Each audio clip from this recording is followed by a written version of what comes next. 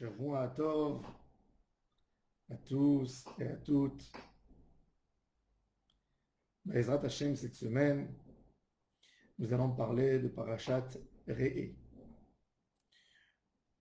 Je voudrais dédier ce shiur pour la guérison rapide d'une jeune femme, Rivka Bat Menana, que Kadosh Baruch Hu lui donne une guérison rapide, Bezrat Hashem. Ainsi, je voudrais dédier ce shiur à Moshe Raphaël Nissim Ben Kamil, que Kadosh Baruch Hu l'aide et le guérit rapidement. Amen, Amen. La parashat Re'e. Re'e, Anochi noten lifnechem hayom beracha uklala. Regarde, Akadosh Baruch Hu nous dit, regarde Israël, observe Israël. Je pose devant toi la beracha, la bénédiction, ve'akelala, la malédiction. Et ta beracha, la beracha, asher tishme'u, si vous allez écouter les paroles d'Akadosh Baruch Hu, ve'akelala, la malédiction du préserve, si vous n'allez pas écouter les paroles d'Hachem. Le Midrash nous dit quelque chose d'extraordinaire. Amar Rabbi Elazar.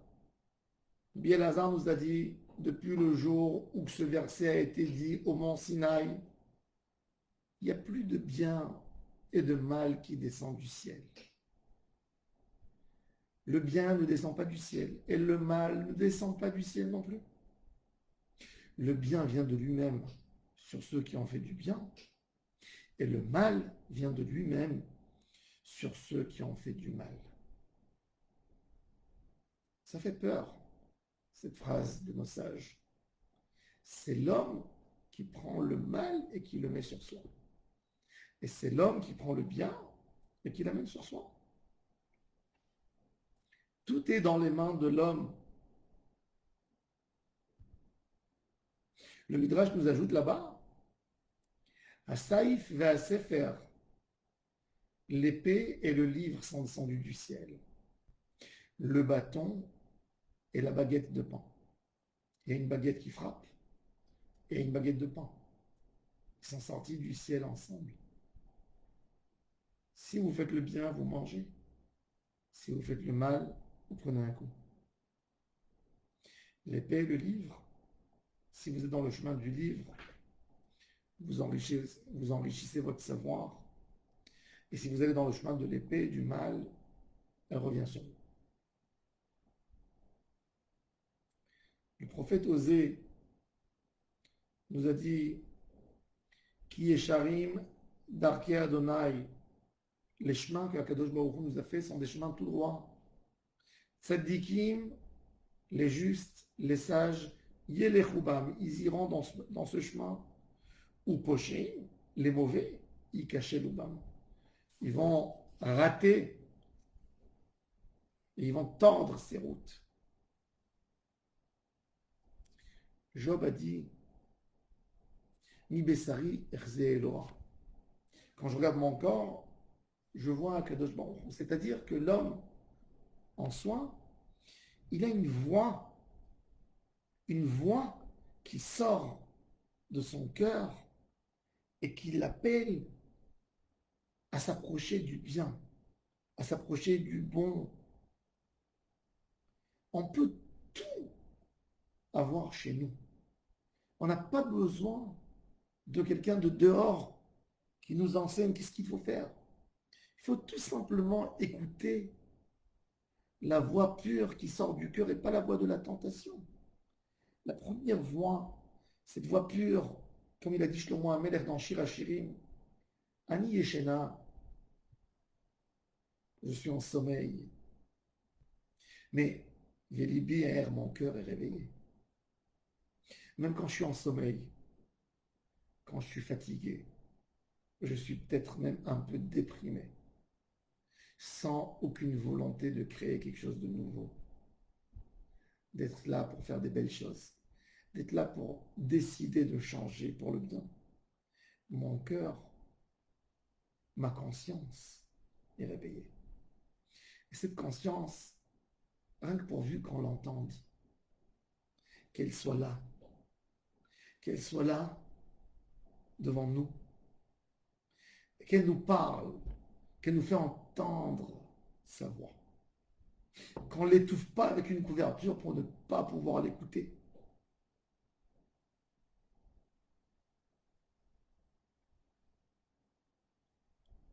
Jérémie nous dit, l'homme n'a pas besoin de punition pour le punir. C'est le mal qu'il a fait. Ce mal, même le résultat du mal, c'est la punition. Quand quelqu'un a vexé dans son couple, a vexé sa femme, alors il croit, il a eu raison, il était fort, il a réussi à la rabaisser. C'est lui le plus grand malheureux. Le résultat de ces méchants mots et de ces mauvaises paroles sera qu'il aura une femme triste à la maison. Et ce mal va le torturer. Ce mal que lui a créé par ses mots, c'est ce mal qui va le punir. Quand un homme a décidé d'être tenté par les fautes et il n'a pas fait les bonnes choses qu'il fallait faire, ben, il passera à côté des bonnes choses qu'il a perdues. Mais c'est ce mal même qui le punit. Pas besoin de punition. C'est pas un échec de l'extérieur, c'est un échec de l'intérieur. Ta neshama qui a échoué. Ta neshama qui n'a pas avancé. C'est ce qu'il dit le prophète Jérémie. Teyaserer ra'ater. Ce que tu as fait de mal, c'est ça même qui va te salir. C'est ça même qui va te punir. Et quand un homme a fait une mitzvah, quand un homme a su se taire, quand un homme a donné à l'autre, même si ça lui faisait mal, après, sa neshama, elle est devenue beaucoup plus pure. Son regard sur la vie est différent. Et il a un bonheur extraordinaire. Par quoi? Par l'action qu'il a fait. Son corps est devenu une autre chose. Il a de nouvelles lunettes, il a un microscope extraordinaire qui voit avec des points que personne ne voit dans le monde. Et il vit entre tout le monde, mais il vit dans un paradis. Parce qu'il voit ce que les autres ne voient pas. Et ça, c'est dû à ces bonnes actions qu'il a fait. Ça, c'est Anochi noten lifnechem hayom beracha. La bracha n'est pas dans l'autre monde, dans ce monde. C'est à toi de choisir, est-ce que tu veux prendre la bracha et te l'approprier. Ou que la chas shalom, une malédiction, c'est à toi aussi de prendre ou de ne pas prendre. Il y a un midrash extraordinaire qui nous dit qu'à la fin des temps, Akadosh Baruch Hu fait sortir un grand soleil. Un soleil qui est une image spirituelle, qui fera de nos corps une transparence. Et que chacun va voir les bonnes choses qu'il a en lui et les mauvaises choses qu'il a en lui. Les tzadikim, que personne ne les appréciait, qu'on les laissait de côté, qu'on ne faisait pas qu'à eux. Tout le monde verra les diamants qu'ils ont dans leur cœur, l'esprit riche qu'ils ont, la manière de regarder le monde extraordinaire qu'ils ont. Et ça deviendra des perles et tout le monde va s'approcher d'eux. Et ceux qui sont célèbres des fois dans le monde, il va y avoir cette lumière qui va éclairer, qui va les rendre transparents et on verra toutes les saletés qu'ils ont en eux, les mauvaises envies, les tentations, les idées de comment manipuler les gens, comment gérer la vie des autres. Et ils seront dégoûtés d'eux-mêmes. Pourquoi? Il y a un moment que dans la vie d'un homme, on comprend que on ne peut pas jouer. Un homme se ment beaucoup de fois. Ce que je fais, c'est bien. Mais j'ai fait du mal à l'autre, l'autre a pleuré à cause de moi. Non, non, mais c'est bien ce que je fais. Il va avouer un jour, il va comprendre. Mais à un moment, tu comprends toi-même que tu es tellement loin de la pureté, tu es tellement sale. C'est un moment de émet, un moment de vérité qu'on décide d'entendre le subconscient. La vérité qui a été cachée, qui a été étouffée, elle sort tout d'un coup. Le tzaddik, des fois, il fait des bonnes choses. Mais le monde qui est autour de lui arrête pas de lui dire mais t'es un idiot, mais t'es un idiot, t'es en train de rater ta vie. Regarde les gens à côté de toi. Regarde les richesses qui se sont faites. Regarde la puissance. Et toi, regarde où tu es. Et il n'est pas convaincu d'en s'en émettre. Et en ce grand moment, Akadosh Baruch Hu va éclairer. Il va voir que ce qu'il a fait, c'est extraordinaire. Mais le rachat, le mauvais, qui a fait que des mauvaises choses, cette vie, de voir la saleté qu'il y a sur lui, c'est plus grave qu'une mort. Le corps peut mourir. L'âme ne peut pas mourir. Akadosh Baruch Hu nous a donné une neshama. Et notre neshama, comme elle était proche, elle est descendue dans ce monde du trône céleste. Elle sait c'est quoi la vérité, c'est quoi le Hémet. Elle sait exactement il est où le tzaddik pour aller derrière lui. Mais l'homme, qu'est-ce qu'il a fait? Il a étouffé cette neshama. Il a étouffé. Il ne l'a pas laissé aller chercher le Hémet. Il ne l'a pas laissé chercher la vérité.